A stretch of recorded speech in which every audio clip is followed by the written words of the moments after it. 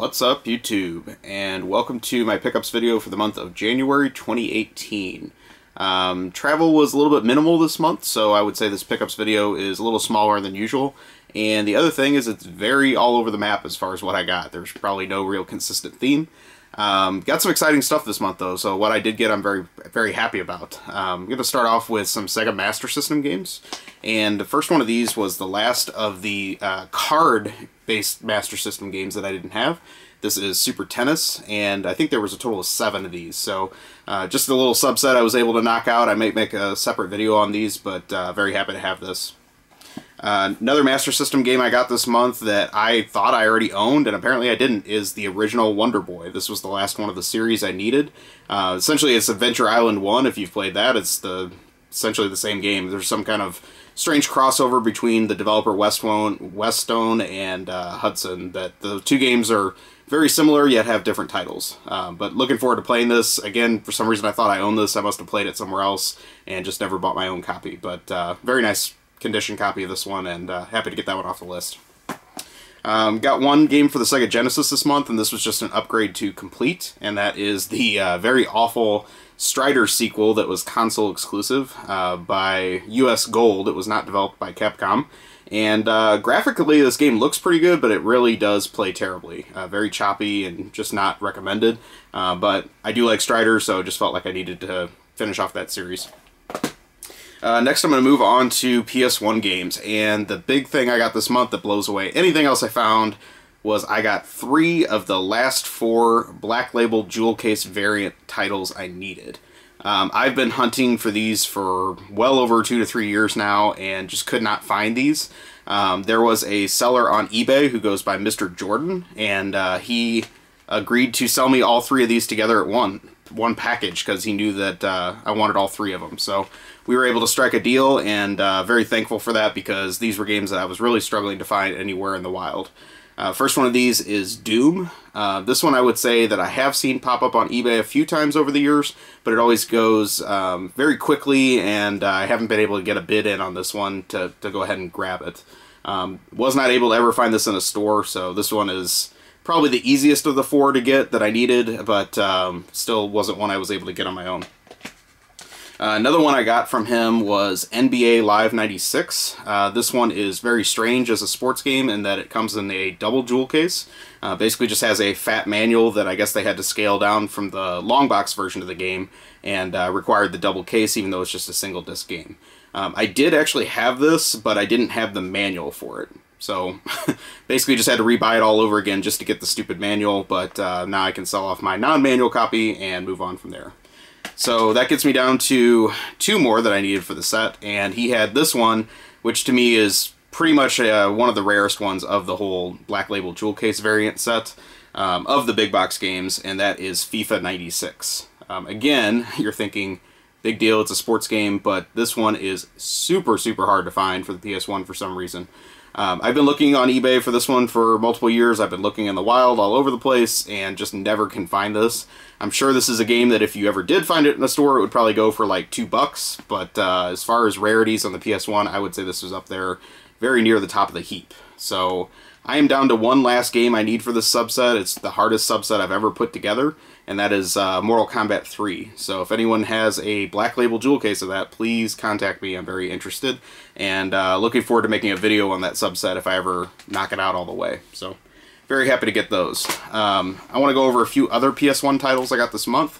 First one of these is Adidas Power Soccer. I know, again, with the soccer games.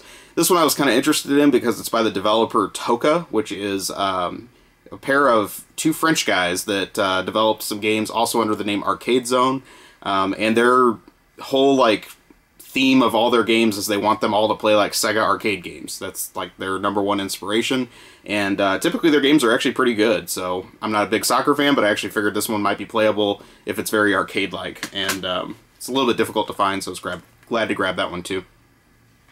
Another oddball PS1 game that I have had some trouble finding is Hogs of War.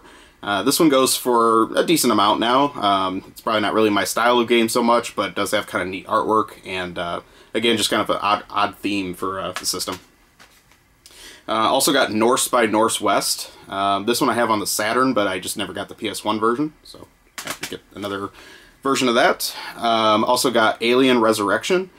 This is one of the Alien games that you don't see too often for the system, and it's not really worth a whole lot, but again, it's probably just a somewhat difficult one to find.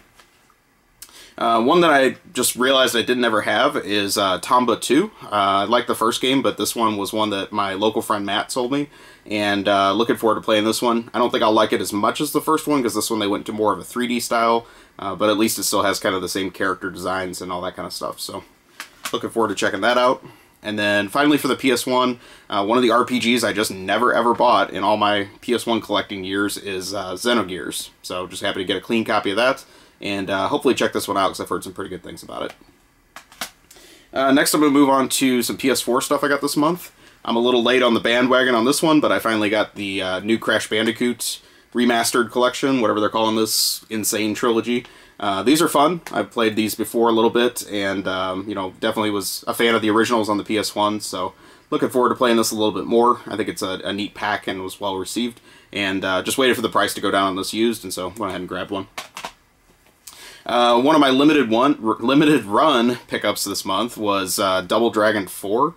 This game is crap. It is absolutely awful, and it's a shame that this game was released as a $30 title, because to me it's not even worth 10. The level designs are just very, very bland. It's just straight recycling of the NES graphics with really no new innovation added, and I don't know, just very disappointing title. There's just not a whole lot to play in the levels. They could have done a lot better with this game, so I might actually sell this one on, because I'm just not at all a fan. The last game I got for the PS4, again, this is one I'm a little bit late on, was Marvel vs. Capcom Infinite. This one I waited on just because the reviews for it really weren't that stellar. That being said, I was a huge fan of this series, so I was hoping it would at least be somewhat fun. I can say they tried pretty hard as far as like putting a story mode together. There's a lot of just detail in the cutscenes and things like that they added, but the gameplay itself is not really that great. And the thing that really kind of bothers me about this one is the character roster is extremely lazy. The earlier games in the series have had many more characters in both universes, and I think they could have just tried a little harder. That being said, it could just be to set it up for a remix version that's going to have a lot more characters and stuff like that in it, but probably not one I'm going to play too much more. Moving on, I got one game for my original Game Boy collection this month. Kind of has a strange label. It's Robocop versus Terminator. There's essentially no artwork on it. It's just a label. But not really something I'm going to play too much, just something I needed for the system. I got one other portable game this month, and this is for the DS. This is one of the more difficult ones to find for the DS, and I just grabbed this the other day. This is Fighting Fantasy. This is a game that Crack Lotus tipped me off about. I didn't know anything about, and it actually looks pretty interesting, so looking forward to checking this out soon.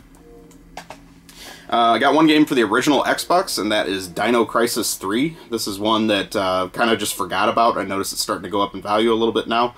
Got this one cheap, and I don't know, I didn't play the other Dino Crysis games that much, but I might check this one out just to see how it is.